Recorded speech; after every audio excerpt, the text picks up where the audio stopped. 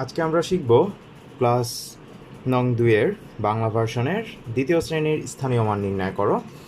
স্থানীয় মান নির্ণয়টা হচ্ছে তোমাকে কয়েকটি সংখ্যা দেয়া থাকবে, আর তুমি যেটা করবে সেই সংখ্যাগুলো থেকে সেটার কোন কোন সংখ্যাটা কোন কোন স্থানীয় মান সেটা তোমাকে বের করতে হবে। তোমাদেরকে আমরা প্রথম ক্লাসে শিখিয়েছিলাম যে একক, দশক, শতক এভাবে আমরা তোমাদেরকে কোটি পর্যন্ত শিখিয়েছি। সেই কোটি পর্যন্ত যে তোমরা গণনা করেছো কোনটায় কতগুলো করে সংখ্যা থাকে সেটা তোমরা এই স্থানীয় মানে করতে হবে। তাহলে আশা করি তোমরা এর আগে যে ক্লাসটি করেছো সেটায় কোন জায়গাটিতে কতগুলো করে গিয়ে সংখ্যা থাকে তোমরা এটা আশা করি জেনেছো এবং পারো, এবং সেখান থেকে এখন আমরা এখানে করব কোন জায়গায় কতগুলো করে সংখ্যা লিখতে হবে। তাহলে দেখো এখানে 4টা আছে, তাহলে 4টা পর্যন্ত আমাদের কাজ করতে হবে, একক, দশক, শতক, হাজার পর্যন্ত। তো এগুলো লেখার নিয়মটা হচ্ছে আমি দেখাচ্ছি। এভাবে তোমাকে দেয়া থাকবে 5, 0, 3, 7, বাকি যে জায়গাটুকু আছে সেই জায়গাটুকুতে তোমাদের এই কাজটা করতে হবে। তো এভাবে তোমাদেরকে প্রত্যেকে গিয়ে দাগ টানতে হবে, দাগ টেনে তারপরে তোমাকে সামনে এগুলো লিখতে হবে।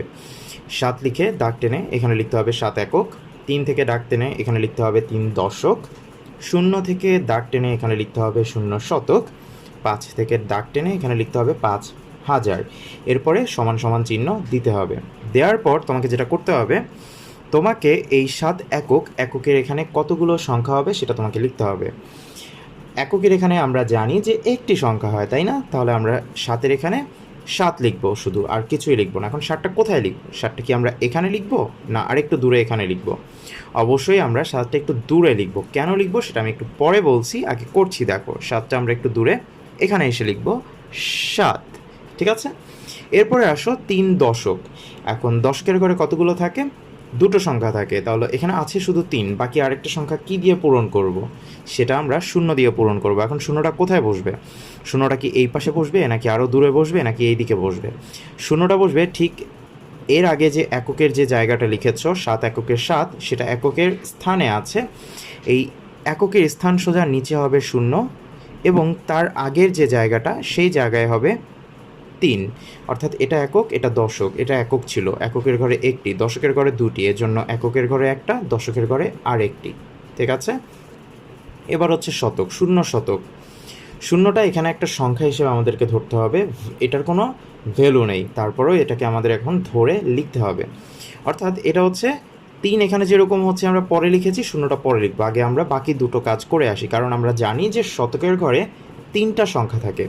তাহলে আমরা সোজা একক সোজা একটা সংখ্যা 0 বসাবো, দেন দশক সোজা আরেকটা 0 বসাবো। এখন শতকের কাজ, শতকে 0 আছে, 0টা এখানে বসাবো। এখন শতকের এখানে যদি অন্য কোনো সংখ্যা থাকতো, মনে করো শতকের ঘরে এখানে ছিল 5, তুমি এখানে তাহলে 0-র জায়গায় 5 লিখতে, এখানে লিখতে 5 শতক, এখানে লিখতে 5, বাকি দুটো 0।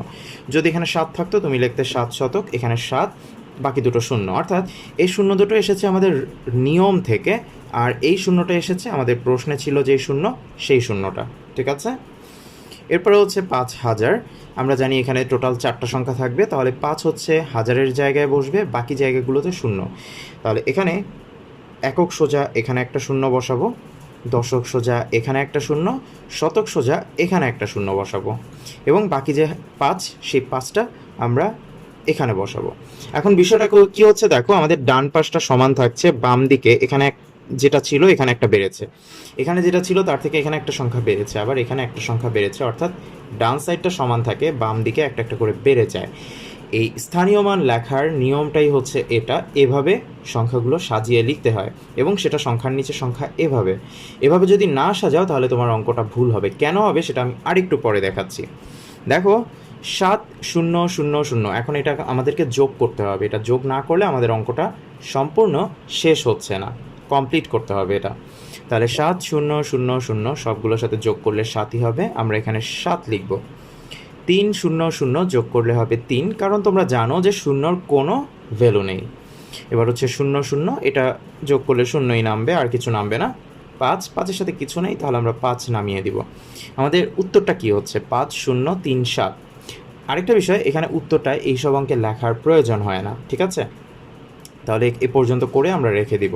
তাহলে এখানে হচ্ছে 5037। একটু ভালো করে কোশ্চেনের দিকে তাকাও, কোশ্চেন কী ছিল? 5037, আমাদের উত্তরও বের হয়েছে 5037। খুব মজার না? হ্যাঁ, এই স্থানীয় মানের এই জিনিসটাই হচ্ছে সবচেয়ে মজার, যে যখন তুমি উত্তরটা বের করবে সেই উত্তরটাই তোমার প্রশ্নের সাথে মিলে যাবে, এবং যদি মিলে যায় তাহলেই তোমার অঙ্কটা সঠিক হয়েছে। এই যে দেখো 5037, প্রশ্নেও আছে 5037, তার মানে আমরা যে অঙ্কটা করলাম অঙ্কটা সঠিক।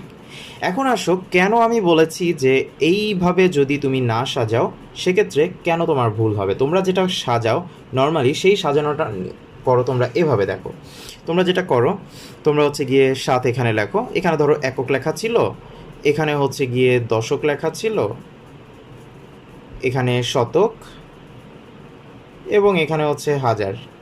ওকে, এখন তোমরা এগুলো সামনে সমান সমান দিয়ে হচ্ছে গিয়ে এককের সামনে 7, দশকের সামনে হচ্ছে গিয়ে আমাদের কত ছিল? 3 দশক, তাহলে 3 শূন্য, শতকে হচ্ছে 0 শতক ছিল, তাহলে 1 2 3টা, এবং 5000, তাহলে 5 লিখে 1 2 3টে তোমরা লিখতে এইভাবে, এবং তারপরে যোগ করে তুমি লিখে দিতে হচ্ছে গিয়ে এটা 5037। তোমরা জানো যে বিষয়টা আমি যে বলেছি, প্রশ্নের সাথে উত্তরটা হচ্ছে গিয়ে একই রকম থাকবে, এজন্য তোমরা কি করতে, যোগ না করে ডিরেক্ট প্রশ্ন দেখে এটা লিখে দিতে।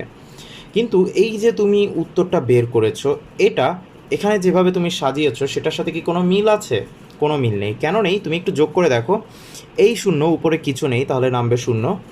এই 0 0 এখানে কিছু নেই, তাহলে এখানে হবে 0, এবং এই 3টা 0 এখানে যোগ করলে এটা নামবে 0। এবার আসো, 7 আর 3 যোগ করলে হবে 10, 10-এর সাথে 5 যোগ করলে হবে 15।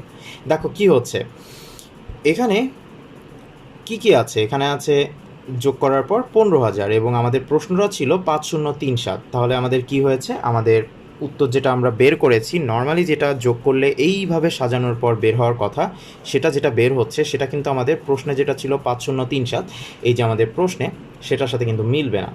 কিন্তু তোমরা এটাও বের করবে না, তোমরা বের করবে এটা এভাবে সাজানোর পর, এবং এভাবে যদি সাজিয়ে এটা যদি বের করো, তোমার অঙ্কটা পুরোপুরি ভুল। তোমার উত্তরটা প্রশ্নের সাথে মিলেছে, কিন্তু তোমাকে নাম্বার দেওয়া হবে না, কারণ তুমি সাজিয়েছো ভুল, যোগ করেছো ভুল, যোগ হওয়ার কথা এটা, আবার এটা যোগ করলেও তোমার উত্তরের প্রশ্নের সাথে মিলছে না, তাই তোমার অঙ্কটাও হবে না। কারণ স্থানীয় মানের নিয়মটাই হচ্ছে প্রশ্ন যেটা আছে সেটার সাথে মিলতে হবে এবং সাজাতে হবে এভাবেই।